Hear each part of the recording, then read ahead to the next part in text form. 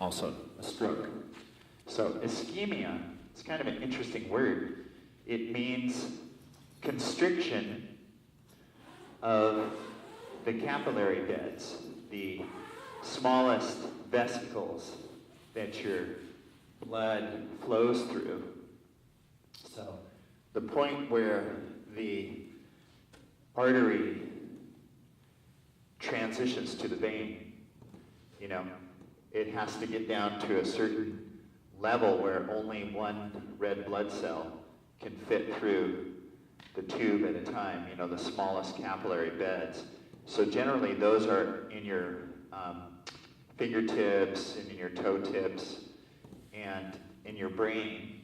And so those very, very fine little vesicles, those little veins and arteries, when they're capillaries, can easily get constricted from muscle tightness. I had a couple of those. There you go. Yeah, exactly. And it's, we even have ischemia if our shirt, you know, is too tight or elastic, you know, in a band, which is, you know, it's good to change your clothes. But that's what we do with these practices, is we massage all of that from top to toe. And we want to just bring lots of circulation, you know, bring the energy through that, and through that kind of wash the body, you know, wash the system, both literally and figuratively. So we can begin by sitting tall. Sit as tall as you can without exceeding your capacity, and become aware of the flow of your breath in the nostrils.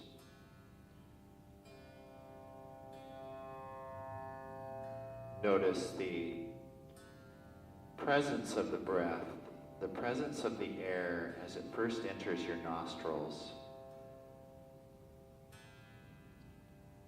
Perhaps it's a little cool and a little dry feeling. And follow the sensation of the breath from where it enters the nostrils to where it travels up the nose and into the space behind the eyes.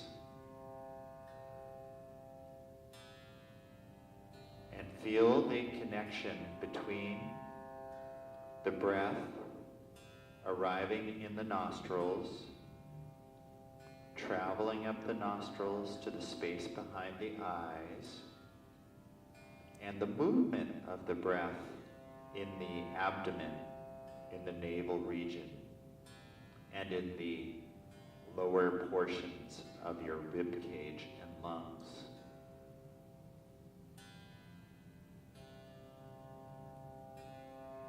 Notice the movement of the body in response to the breath.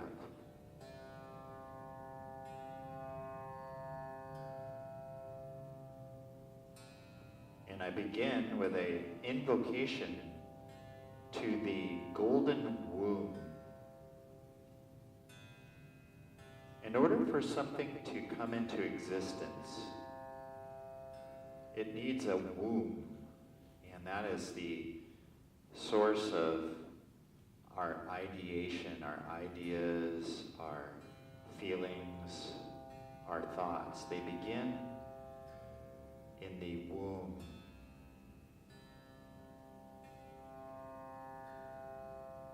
So this is a Sanskrit invocation which acknowledges that womb from which all thought and intuitive intelligence comes. And it was composed by one of my teachers to simply acknowledge the unbroken line of connection between that intuitive womb of intelligence and the present moment as we sit together.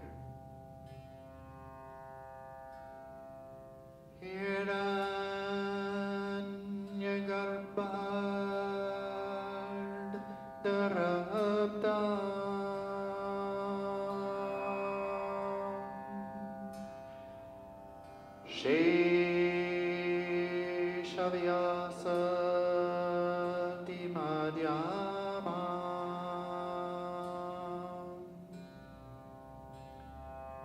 Swami Shri Rama Padamanta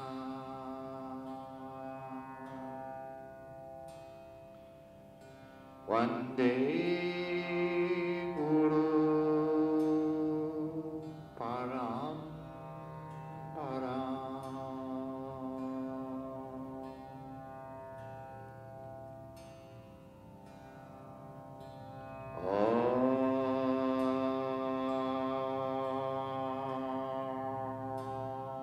Shanti, Shanti,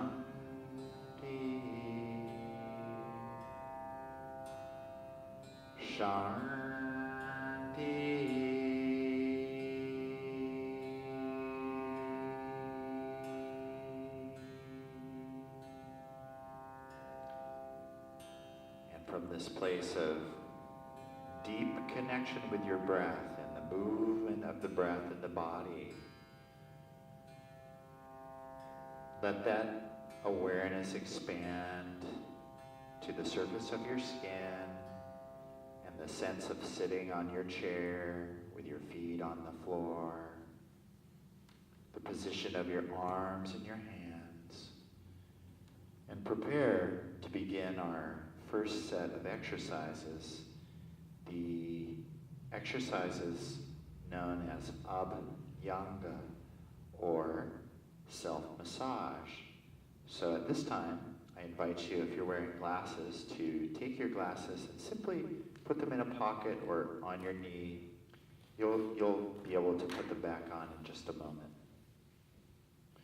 And bring your awareness to your hands to the base of your thumbs and raise these to your forehead where your nose bridge joins your eyebrow ridge.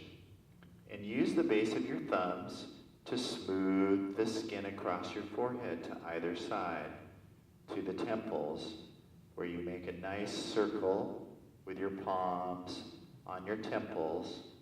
You can use a good deal of pressure within your capacity.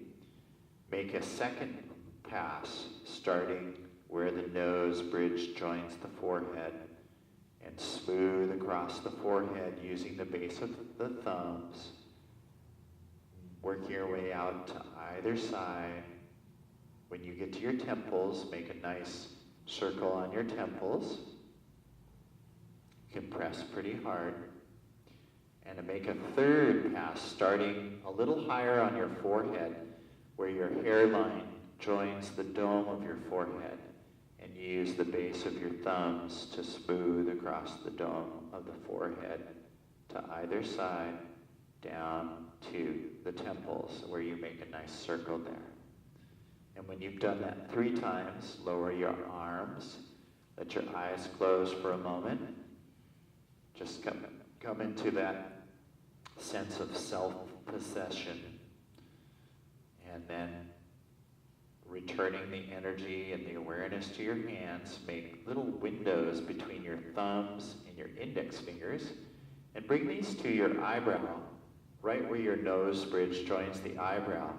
Massage your eyebrow with your thumb and your index fingers, working your way across the tops of each eye socket, over to the side, over towards the temples, just kneading the eyebrow tissues. You can feel the presence of the skull, the upper rim of your eye socket. You can use your thumb to press against that and release a little.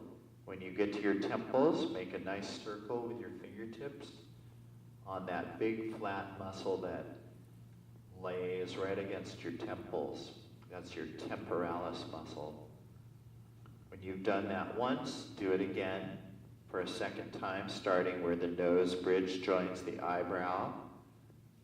Massage using your thumb and your index finger, your eyebrow, feeling the edge of your upper eye socket, the edge of the bone there. You can feel that it's got different interesting shapes to it. One side is a little different than the other. Work your way over the eyes to the temples and make a circle. You can rest your arms at any moment and come back to the exercise. After massaging the temples, make a third pass, starting again where the nose bridge joins the eyebrows. And use your thumb and your index finger to massage the bone through the tissue of the eyebrow. When you press on the bone, you are stimulating the sinus spaces that are in that part of your skull. You have sinus cavities in that area, and this helps to improve the circulation and the overall health of your nasal, pharynx, and larynx area, as well as your eyes. Massage your temporalis muscle with your fingertips when you get there, just by making circles along the sides of your head. And now lower your arms, if you haven't already, and sit for a moment, just letting the breath move in the body, letting the breath flow evenly and naturally. Once again, bring your awareness to your hands, and this time to your index fingers, and lay them right alongside your nose so that the index finger lays against both the nose and the lower rim of your eye socket, just right next to the nose there. And without pressing on your eyeballs, press on the lower rim of your eye socket. Press, it's a little sharper feeling than the superior orbit of your eye. And you press, you release, and move a little bit to the side, to either side with your fingertips. You press, you release, and you keep going in this fashion underneath each eyeball, pressing the tissue there against the rim of your socket, of your eye socket, without pressing against the eyeball. And you get to the sides of the eye, and again you make a circle on the temple with your fingertips, getting nice massage. In Sanskrit, it's called abhyanga. Do this again, starting with the fingertips right alongside the nose, resting on the lower orbit of the eye socket, pressing and releasing. Relaxing your shoulders as you do this. Relax all the muscles that aren't necessary. This is for the circulation in your eyes and the surrounding tissues. And again, you have sinus cavities in those bones of your cheeks. And once you get to your temples, make a circle there with your fingertips. The breath is flowing evenly. Finally, you make a third trip, starting right next to the nose with the index fingers on the lower rim of the eye socket. You're pressing and releasing. Pressing and releasing, you stimulate the tissues of the bone. You stimulate the circulation in the superficial tissues of your cheek. You stimulate the tear ducts around your eyes, helping to hydrate them properly. And you're stimulating the circulation of the face. Once you get to the edge of the eye sockets, make another circle with your fingers on the temples. Compress pretty strongly on the sides of your skull, and your temporalis muscle will thank you for that. When you've done that a third time, lower the arms again and rest. Just let the arms dangle, sit nice and tall, and observe and feel the flow of the breath in the body.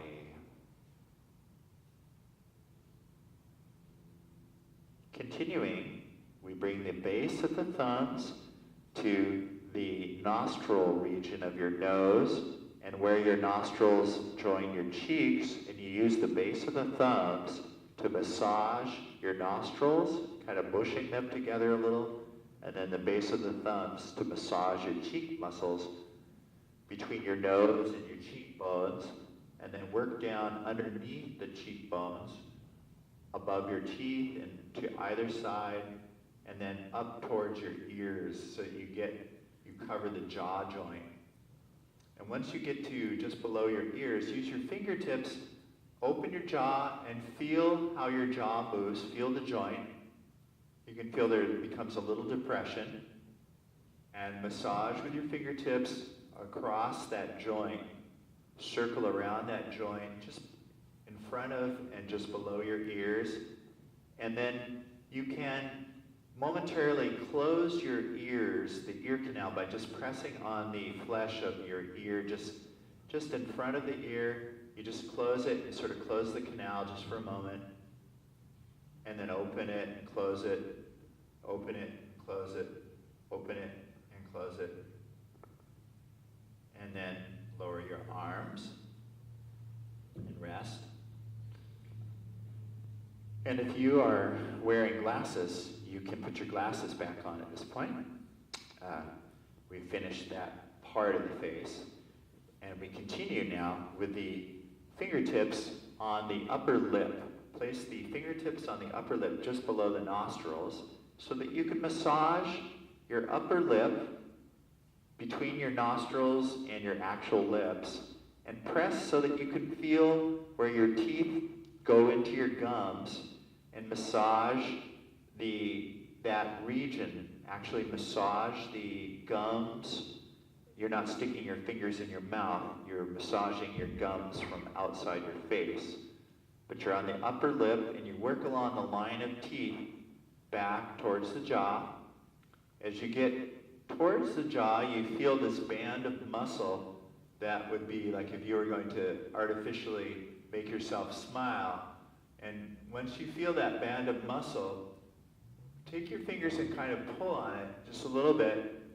Just move it around. Let your jaw be relaxed so you can open your jaw a little. And then also massage around the corner of your jaw where it goes onto your neck. Feel the sharp corner of your jaw. It's pretty pointy there. And go around it with your thumb onto your neck, back up your neck, onto your actual jaw. Just go around that corner a few times. Maybe turn your head from side to side. Make sort of, a little bit, feels a little bit like a figure eight of some kind. And lower the arms again.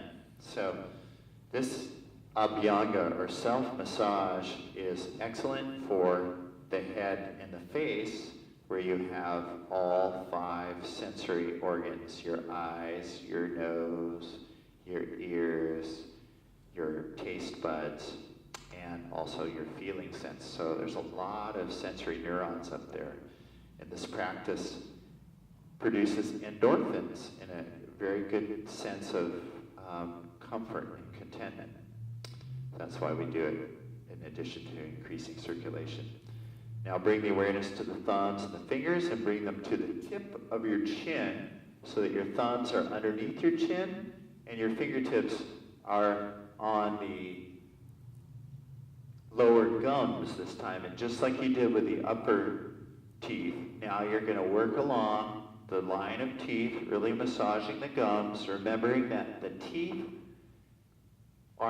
it's only an illusion that the teeth are fixed super solidly into the gum. The teeth actually flex a little, and so all of this tissue, again, is to increase the circulation in that region and promote health of the glands in that area, also your comfort when you're chewing, and also to relax and produce lots of saliva.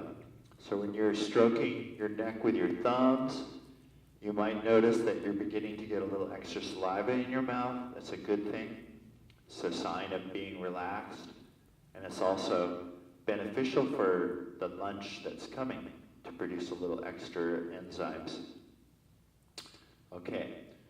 Once we've gotten to the edge of the jaw, you take your hands and produce lots of heat by rubbing vigorously. And I encourage you to work pretty hard at this to really move the hands fast, produce the heat. They're not going to catch on fire, even though they're getting hot. Hot, hot, hot. As long as you can stand it, keep going. And then bring that heat to the back of your neck and the base of your skull. And use your fingers and the broad surfaces of your hands, letting your head bow forward so that you can easily massage the neck muscles, move the head from side to side. Notice the tone of the neck muscles. Are they so tight that they feel almost like bones? Or are they somewhat pliable? Or are they super soft?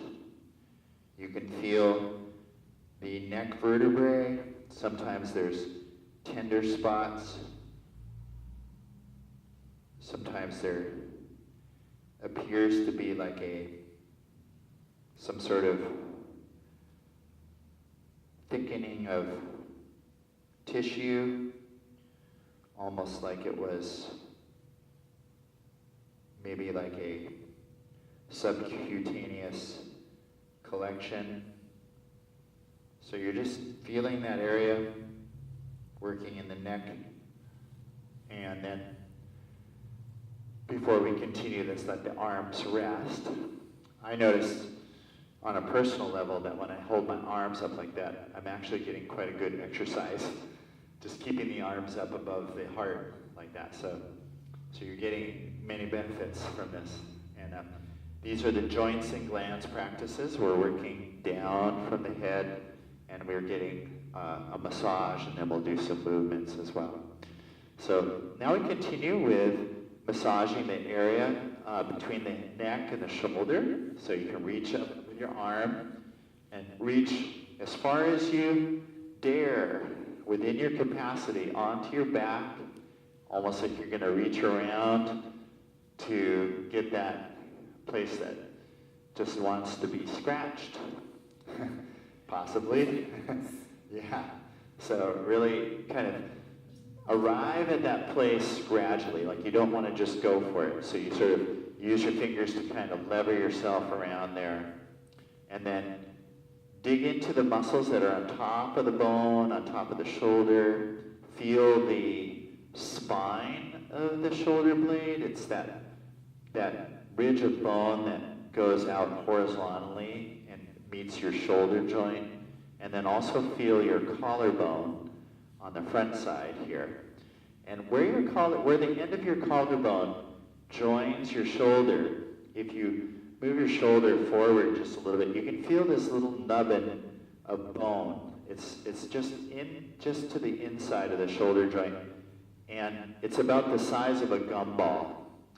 And you can feel it if you move your shoulder there. It's very good to massage around that bone. It's called the acromion. It's a Greek word. Acro, like flying. It's kind of like a flying buttress. And it sticks out.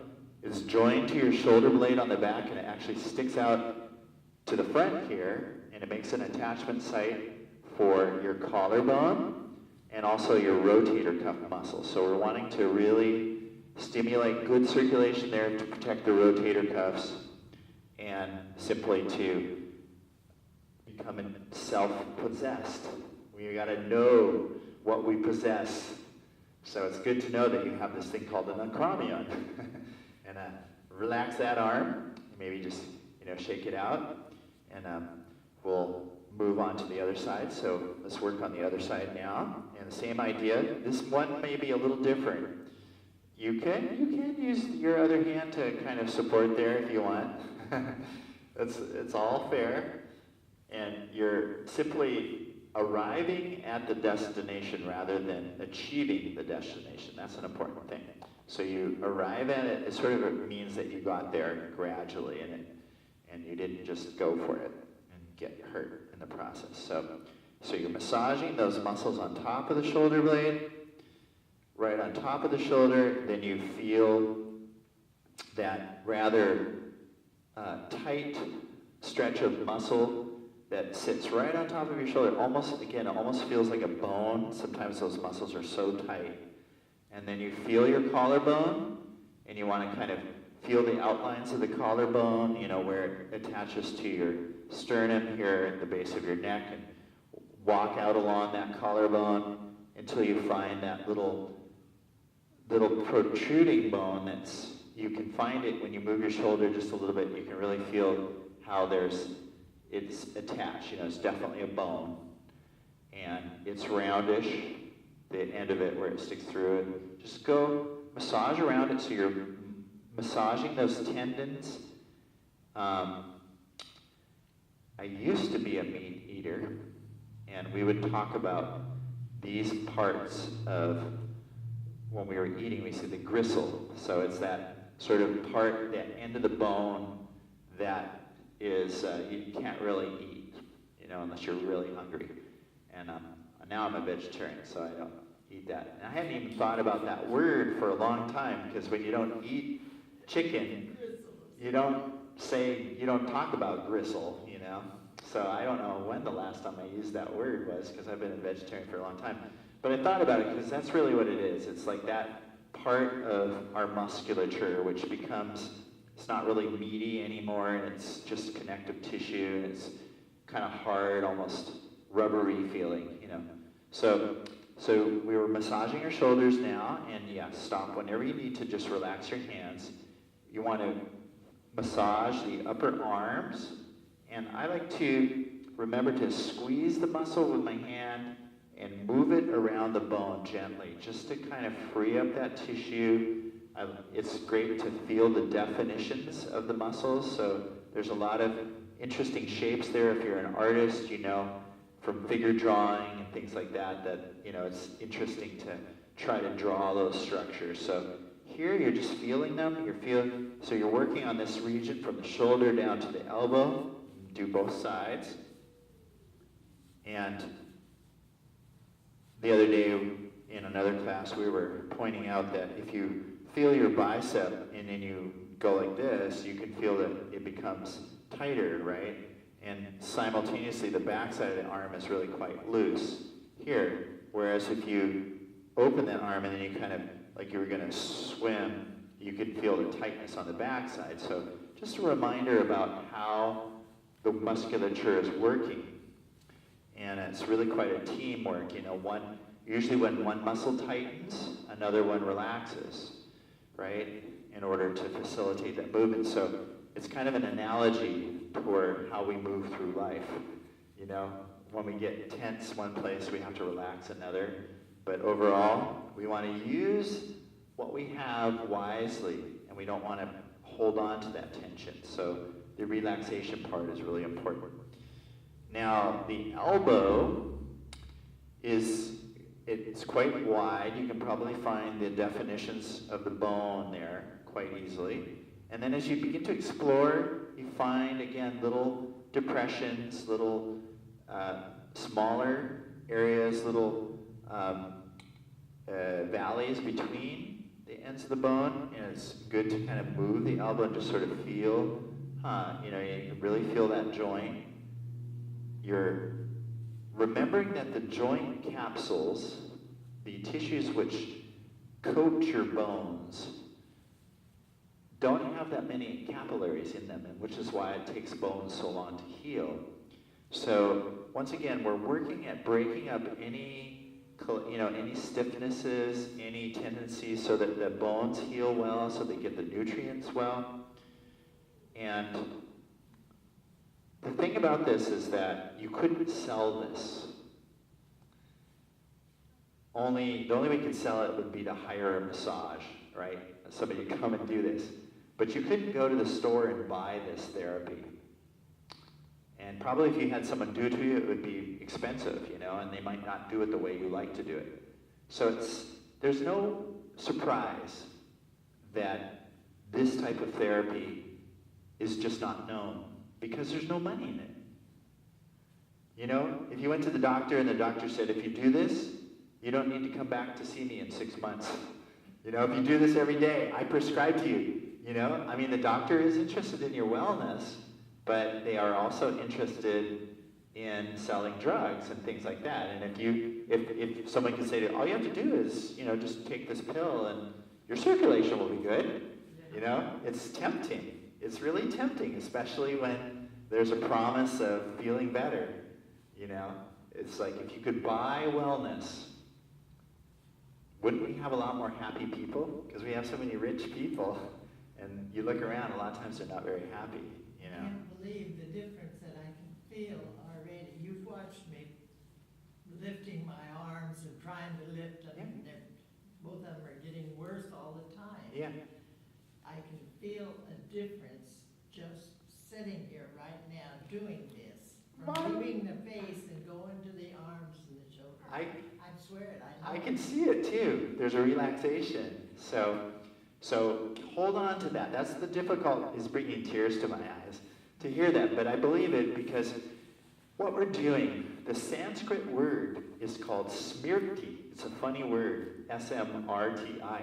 But it means to remember the self. And memory, as we age, is tricky. Especially short-term memory. Tell us about it. Yeah.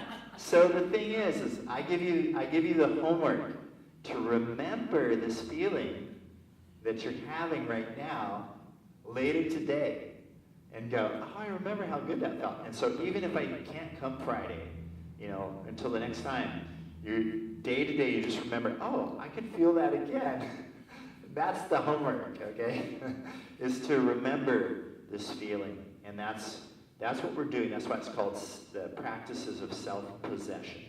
Because you possess yourself, you know, to possess the self that is the healthiest, most content version of who you are, you know.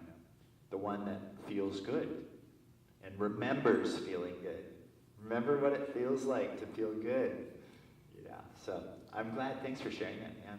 So the hands especially are like the face in the sense that they have so many more sensory neurons in them. So we sometimes say, oh, that person's wringing their hands. Why are you wringing your hands for, you know? Or playing with your hands. It's because it feels good. And your body likes to have that reassuring hand gesture, right? You know, someone reaches out, takes your hand, and holds it. So we're deliberately doing that in this practice. We're saying, yes, this is a good thing. And we massage the joints, again, the fingers, to make sure that there's no coagulation, no stiffening. We just really want to encourage heat. We're bringing heat to these areas too. Sometimes you get cold, right, in the extremities. So you can feel the warmth. Do you feel it now that I'm talking about it? Do you feel how your hand is warm? That's a good thing. Are both hands warm? You know? And notice as you go towards the fingertip, it's cooler. Do you feel that? The fingertips are cooler? Yeah. Isn't that amazing? I mean, most of the time we don't pay attention to those things, right? Because the only time we go, oh, that's hot. You know, super hot, right? But these small gradations, why do we have that? Why were we gifted with that by the mystery of life? Why were we gifted with such fine sensations and we don't use them, right? So this is for us to enjoy. Okay, so we've done the head, the shoulders, the neck, and just rest the arms for a moment. And just notice things are feeling pretty good up there, right? But we have the rest of the body. So we want to tap our sternum. And we remember that the sternum is a major producer of red blood cells. And it makes sense because it's close to your heart and it's close to that oxygen-rich blood from the lungs. And we want to really basically knock on the sternum's door and say, hello, thank you for doing such a great job. And underneath the sternum, between the sternum and your heart, is the thymus gland. And the thymus is very important to your endocrine system.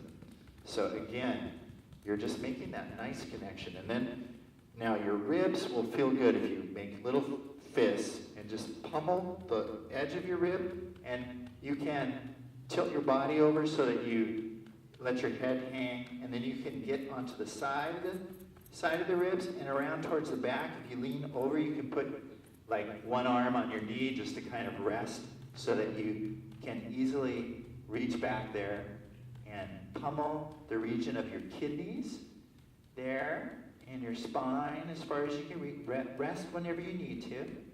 And then you work your way down towards your sacrum and your hip joint and your flanks. You sort of come around the edge there.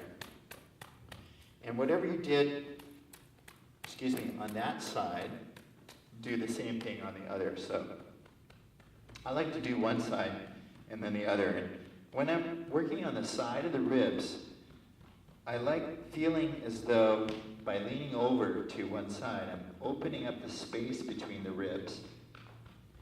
And then leaning forward and resting my arm on my leg, I feel like I can support my torso a little bit with that arm, just to make it a little easier to do this a little longer than just a few taps. Like, I really want to do this for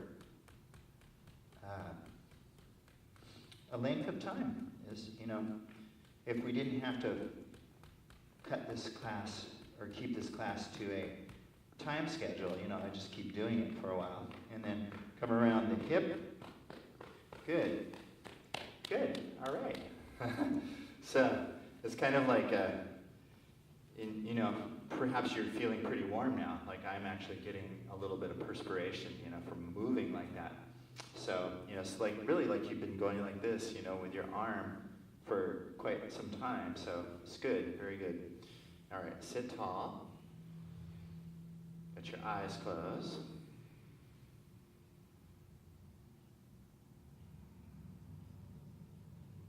And notice your perception of your breath, the movement of your breath in the body, and hopefully you feel this tingling feeling throughout the part of the body that you've worked on.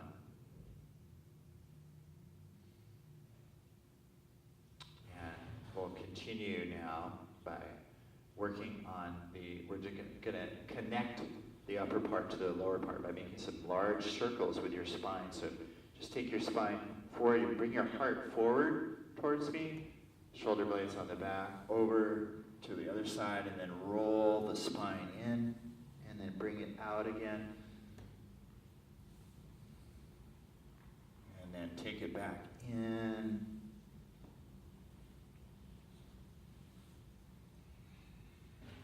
And when you've done 3 swirls in one direction, then reverse that direction, bring the heart out, and then take it back in. You can feel the extent to which your spine is moving by noticing that your weight is shifting on your sit bones and that your feet are pretty active to keep you from falling out of your chair or falling forward as you come forward. So it's pretty active. And when I bring my heart forward, I'm really wanting to bring my shoulder blades onto my back. Again, sort of a peeling of myself. And then, okay, so three or four times in each direction. Sit tall for a moment, and that really involved the upper spine between the head and the sacrum. Let's actually just work specifically on the hips. So just where you're sitting, make some, like you're sitting on a clock. You can close your eyes and just visualize that you're sitting on the face of a schoolroom clock and just going around the hours with your with the hips and the pelvis, and you feel the shift on your sit bones. Then once you've gone about 3 times in one direction, counterclockwise or whichever way you went, reverse that circle. And now instead of a school-sized clock, a big clock, make the movement more like about a an alarm clock size, and then now take it down to a very dainty wristwatch sized, and then make it so subtle that it would be like the size of the head of a pin, just very small. Good. And now sit up tall, let your breath flow smoothly, and then bring your awareness with your eyes to your right knee, and let's massage the leg from the knee to the hip, giving a nice pummeling. So you're massaging directionally. You're going from the knee towards the hip. Deliberately from the knee towards the hip to encourage the flow of lymph material. The lymph system does not have its own circulation, so it depends upon bodily movements, and we want to direct the lymph towards the heart and towards the processing part of our body. So that's why we do this massage from the periphery towards the main body. Okay, so after you've done your fists, you can try the side of your hands and deliberately move your hands as fast as you can again, just to get a little cardio. Requires a little bit more effort, but you stay within your capacity. You don't, get crazy with that. And then add a little of the slapping, just to bring a little sparkle to the sensation. Good. Massage the knee. Really feel around the kneecap with your fingers and your thumb, and feel the upper portion of your lower leg where it joins the knee joint, and the lower portion of your upper leg. That's a mouthful to say, but basically where the two parts come together.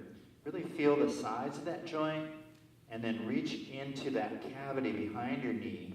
And I like to use the tips of my fingers to kind of stroke like this from my calf into that joint and onto the hamstring. So I start on the calf, and I press right into that knee joint and then onto the hamstring. I do that probably 3 or 4 times, just like that. Again, it's a movement that's going from the calf towards the main body to stimulate that lymph.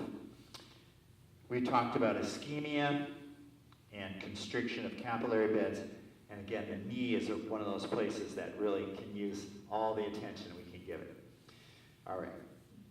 Before we go to the lower leg, just arrange your spine long and just create a subtle twist towards that right leg and fold forward from the hips as you exhale, laying your belly down on your right thigh so that you reach down towards your ankle or your foot. If you got down to your foot, then go ahead and massage the top of your foot with your fingertips. Again, if you can reach to your toes, massage the tops of the toes and the sides of the foot. Really be aware of the bones that are in the foot and give a nice attention to all of the surfaces that you find there, and the sides, the arches, the heel region, the Achilles region there, and then the ankle bones. Again, press with your thumb and your fingers. See if you can feel the actual bony parts underneath the gristly parts of the tendons. And so you're probing fairly deeply, and then you feel the lower part of your leg bones, the tibia and the fibula, and it's good to go around the actual shape of the ankle on the inside and the outside with your fingertips. Squeeze the calf muscle and the shin muscles with your hands. Just really squeeze them to the bone. And if you can grab them and just gently give a little twist to those muscles, just like we did to our upper arm muscles. Just move them just a little around your shin. And when you've done that as much as you like, then sweep your entire limb from your toes up past your ankle, lower leg, knee, and upper leg and hip, using the broad surfaces of your hands to really press against the surfaces of your foot, ankle, lower leg, knee, and upper leg and hip.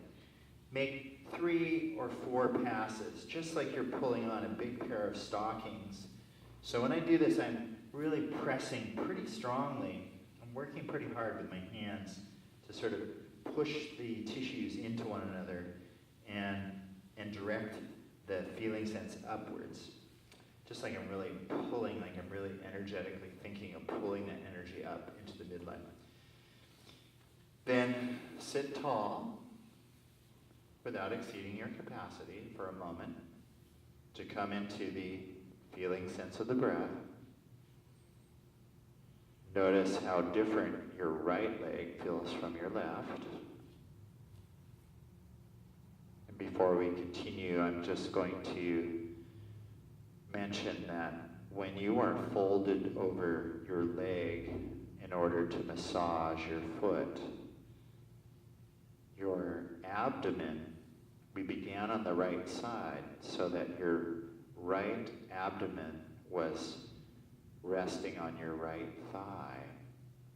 And this is because your ascending colon, your large intestine, is ascending on that right side. And we're wanting, in this practice, to also stimulate good digestion and good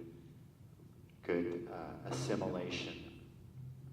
So it's not just about massaging the limb, but it's also about massaging the visceral organs inside the body. Okay, that being said, let's continue with the next limb. So we bring our eyes open, bring our awareness into our left leg, begin by massaging from the knee on that left leg to the hip.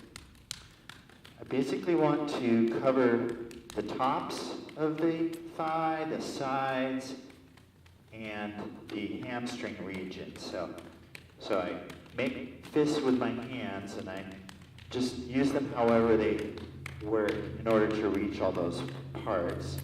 And then at a certain point I switch to the karate chopping movement, and I again try to cover all those parts of the leg.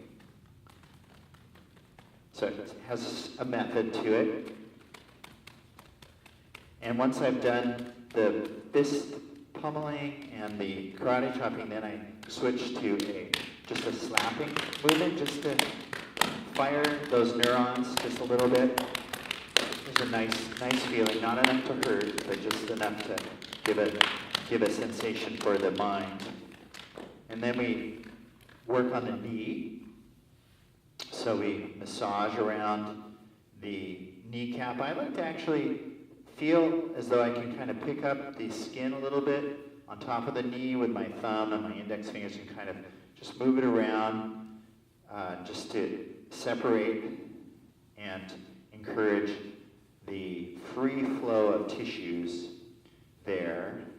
And then I like to particularly massage the upper portions of my lower leg bones where they come into the knee joint, and similarly the lower part of my femur bone or my thigh bone where it comes into the knee joint. Really feel that joint capsule, the ends of the bones where they come together. And then we'll work on the back side whenever you're ready to stroke from the top of the calf through the back of the knee and onto the hamstring with that movement. You can do it, there's probably different ways to do it. I just like to use my fingertips because I feel like I can kind of scoop that area there. So I work through that, and then I let the breath bring me tall so that I get a little twist towards that left leg, and then exhaling, I fold forward, laying my left abdomen down on my left thigh, just so I can drape over that leg, let my head relax, my face relax, so that I can massage the toes and the foot with my fingers and my thumb. Again, you can massage each of the toes just like you did your fingers. Notice how chilly your toes feel, you know? that's a sign that the circulation there takes a long time for all that warm blood to get down there. By the time it gets down there, it's really cooled off a lot. So we're warming that up and just giving some attention to that foot. And the bony structures in the foot, especially just below the ankle, those are called the tarsal bones. They're kind of like in the arch area of your foot, on the top of your foot, like the highest part of your foot just before it joins the ankle. And then the ankle bones themselves, it's good to kind of go around those bones. They have sustained a lot of injuries through the years, you know, from getting clonked, banging into things. So just encouraging the continued healing. There may be some injuries which never quite healed completely just because of that slowness of circulation. So we may have more to look forward to in terms of injuries which may still be healing. And then continue to massage the lower leg muscles, the calf muscle, and the shin by squeezing the muscles to the bone with your hands and giving them a gentle twist around the bone, just like we did on our forearms. And then when you're ready, sweep the entire limb from the toes with the broad surfaces of your hands past the ankle, knee, and upper part of the leg. And I find that as long as I'm doing this slowly, I never will get winded. So even though I'm bending over and that represents a certain strain to the breath, I'm resisting any temptation to move quickly. I'm just remembering that this is just about the quality of the practice rather than the quantity of the practice. I remember my brother told me that once. He said, Robbie, it's about quality, not quantity. And that always stuck with me. So, yeah, okay. So, you know, probably 3, 4, 5 passes is really good. And I encourage you to experiment with how much you can remember of this sequence on your own. Like when you're not going to class, just see, like, what would it be like if you just said, okay, today I'm going to do a little exercise and try to go through that sequence again. And so we've reached, amazingly, we've reached the end of our time already. So it's time to just sit and, yeah, it went by fast, didn't it? Yeah.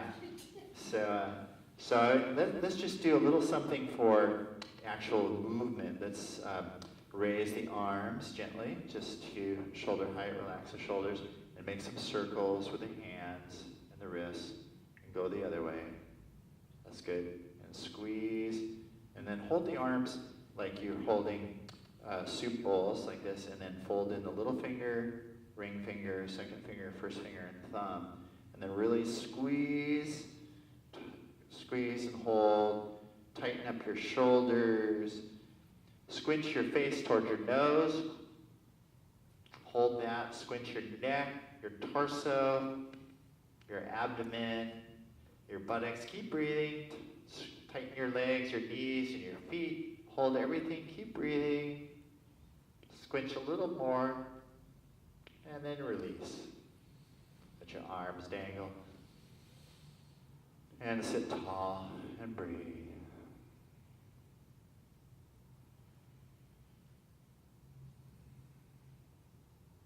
And then place your hands on your knees or on your legs.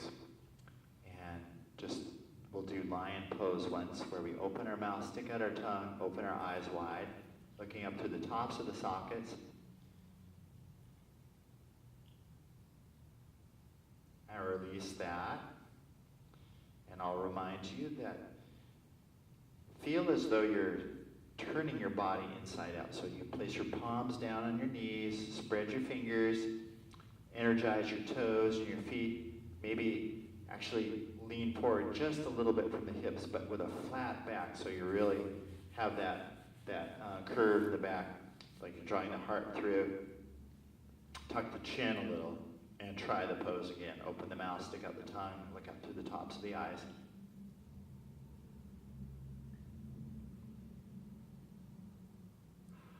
relax everything. Good.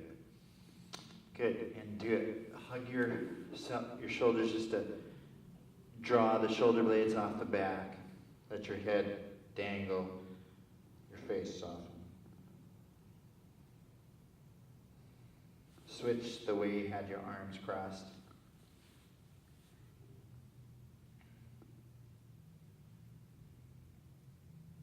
And then sitting up tall, releasing your arms. Pick up your right leg and just make some circles with that foot, both directions. Good. Squeeze the toes, flex, squeeze, flex, squeeze, flex. Good. Set that foot down.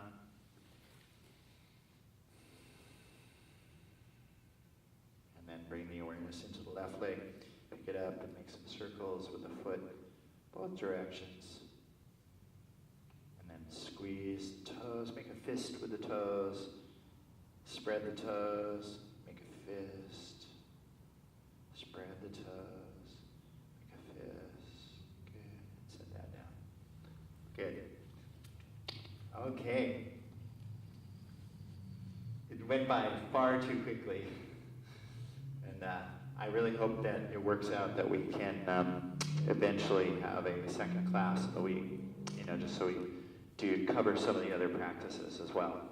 But I feel really good about today's practice. I think that was a good top-to-toe version of the joints and glands. So I invite you to finish as we began by sitting as tall as you can without exceeding your capacity.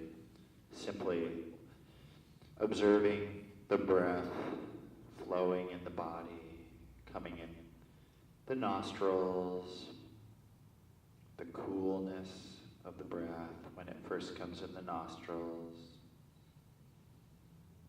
and the flow of that breath up the nostrils into the center of the skull, and the expansion of the abdomen, the navel region with the inhalation,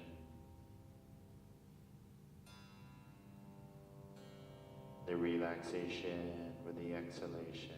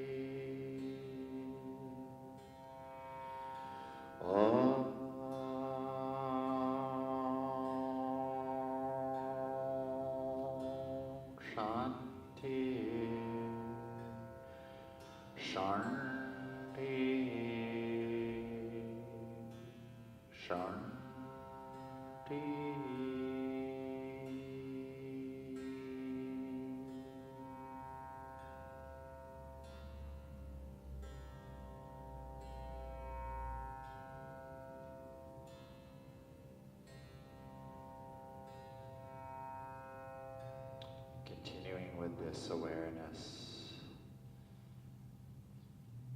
the breath coming and going. remember you are not this body. You are not this mind.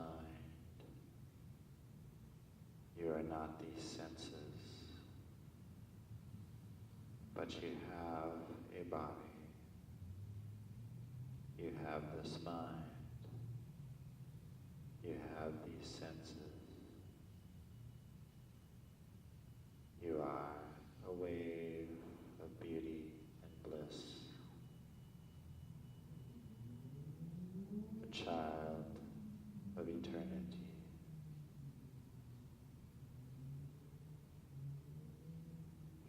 Come from this deep place back to the surface of the body, the awareness of the room, and if you like, you can join me in a traditional way to finish such a class with the palms together, with the heart.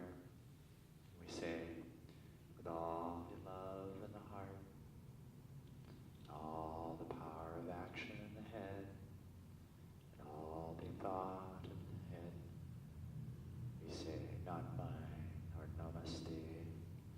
I say, namaste, namaste, namaste. And thank you for today's class and practice.